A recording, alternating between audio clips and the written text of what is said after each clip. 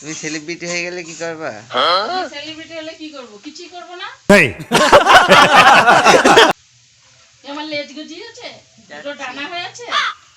তাই আমি যে সুমিত্রা সেইটাই আছি।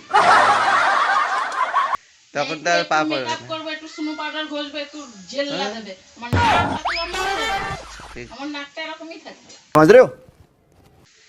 দেখা যাবে না, সবাই তো এই কমিটমেন্ট রাখতে পারে না। এই যে বলছে যেরাম আমি এরামই থাকবো। হ্যাঁ, আমি এখনো তো 30 বছরও বাঁচতে পারি, 5 বছরও বাঁচতে পারি। এখন সেটা এখন দেখবে তো, দর্শক দেখবে আমি কি পরিবর্তন হব, কতটা পরিবর্তন হয়েছে। এই যে বললাম একটু রংটা বদলাবে। সবাই শুনেছো? এই যে আমি এটা রেকর্ড করে রাখলাম। कैसे कैसे लोग रहते हैं यार यहाँ पर। মুখে কালি লাগলো কেম ভাই? হ্যালো, মুখে কালি লাগলো কি করে? না, কালি লাগবে না।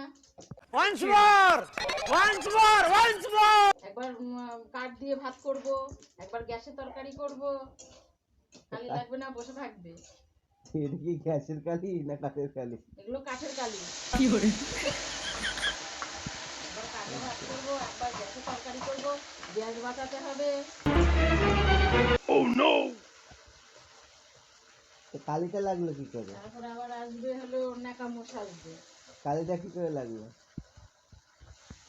ভাতের হাঁড়ি উপর দিতে গিয়ে নেতার মধ্যে তো কালি থাকে, সেই কালি।